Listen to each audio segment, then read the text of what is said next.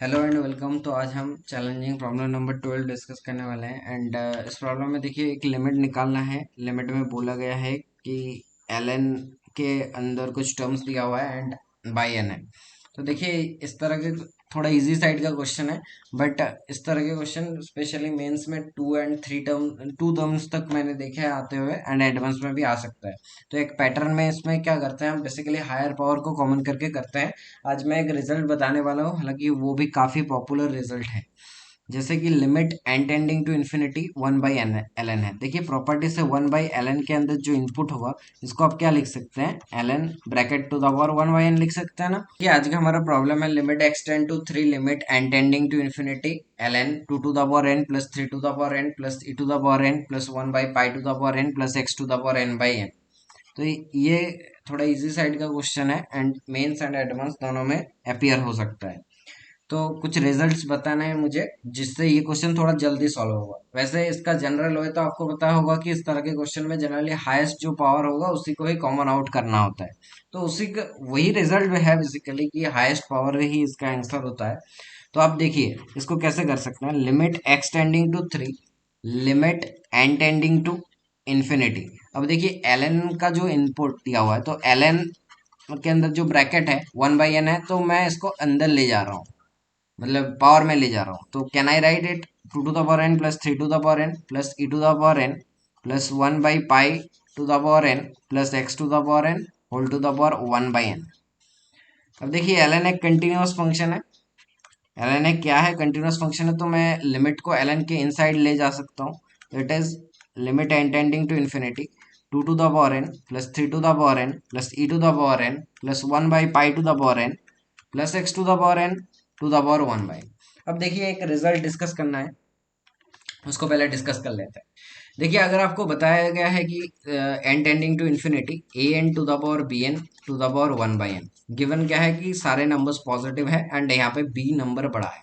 तो आप इसका लिमिट कैसे निकालेंगे, देखिए हम zero less than A less than B दिया हुआ है, इसका मतलब zero less than A to the power N less than B to the power N. अगर हम B to the power N दोनों तरफ ऐड करें तो A to the power N plus B to the power N less, हम लिख सकते हैं two less than two B to the power N, right. अब हम अगर इसका nth रूट ले लें तो b less than A to the power n plus B to the power n to the power 1/n less than two to the power 1/n into B. इसमें sandwich लगाते हैं तो n tending to infinity b का limit तो b आ जाएगा। इसका limit क्या आएगा, इसका लिमिट सिंपल आ जाएगा 2 to the power 0 into B, that is b। Also limit and तो बाई सैंडविच आप क्या लिख सकते हैं, limit n tending to infinity A to the power n plus B to the power n to the power 1/n is actually b। अगर suppose करें ये condition उल्टा दिया होता तो क्या करते, अगर zero less than B less than दिया होता तो zero less than B less than A करते एंड फिर zero less than B to the power N less than A to the power N करते। फिर क्या करते कि A to the power N less than A to the power N plus B to the power N less than two A to the power N. तो आपको क्या समझ आ जाएगा कि इस केस में लिमिट क्या आएगा। तो इसका रिजल्ट आप डायरेक्ट याद कर सकते हैं ऐसे कि limit N tending to infinity a to the power n plus b to the power n to the power 1/n is actually maximum of a comma b, जहाँ पे a and b greater than zero होना चाहिए और constant types का होना चाहिए, ठीक है। कांस्टेंट टाइप्स अगर नहीं भी होगा तो क्या करना पड़ेगा पता है, अगर कांस्टेंट टाइप्स नहीं होगा फंक्शनल टाइप भी होगा, लेकिन आप वो फंक्शन इसमें ग्रेटर देन जीरो है तब आपको एक अलग लिमिट सॉल्व करना होगा। जैसे कि इस क्वेश्चन में देखिए लिमिट एक्सटेंडिंग टू 3 दिया हुआ है, अगर ये कांस्टेंट होगा तो डायरेक्ट रिजल्ट आ जाएगा। अगर ये कांस्टेंट नहीं हुआ तो आपका जो पहले लिमिट दिया हुआ होगा उससे सॉल्व करके ये मैक्सिमम निकालना पड़ेगा कि उस इंटरवल पे कौन सा चीज मैक्सिमम है। आई होप समझ पा रहे हैं। इसी को एक्सटेंड कर सकते हैं आप किसी भी टर्म तक, like limit N tending to infinity, अगर A to the power N plus B to the power N C to the power N plus D to the power N plus E to the power N, ऐसे करते जाइए तो इसका answer आप direct लिख सकते हैं क्या होगा, maximum of A comma B comma C comma D comma, ये ऐसे चलता जाएगा, मैक्सिमम लेना है इनमें से। तो चलिए इसी का एप्लीकेशन है बेसिकली ये क्वेश्चन। तो that is limit x tending to 3 ln।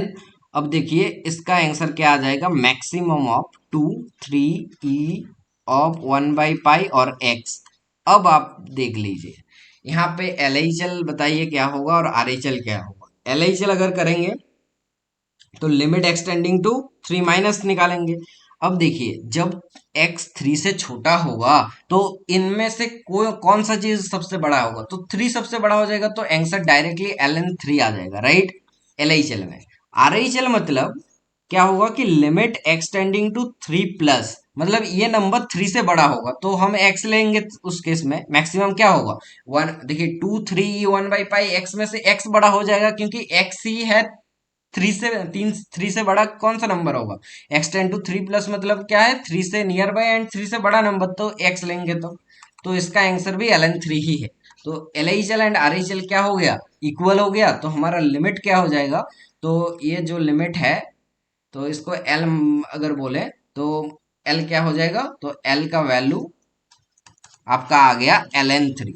और ये जो ln 3 आया है, तो मैंने देखिए LHL RHL से आपको बताया, इसका एक रीजन है क्योंकि ऐसा पॉसिबल है कि LHL RHL किसी किसी क्वेश्चन में इक्वल ना आए। जैसे कि अगर 0 एंड 1 के अराउंड होता तो 0 माइनस पे वो 0 हो जाता, लेकिन 0 प्लस मतलब 1 माइनस पे वो 0 हो जाता, लेकिन 1 प्लस पे क्या होता वो देखना पड़ता, राइट। तो वैसे अगर LHL RHL इक्वल नहीं आता तो हम तब लिमिट डज नॉट एग्जिस्ट बोलते हैं, लेकिन ये क्वेश्चन इसलिए बोला कि इजी साइड में है क्योंकि आ जाएगा इससे। तो आई होप कि इस रिजल्ट को आप फर्दर क्वेश्चंस में यूज करेंगे।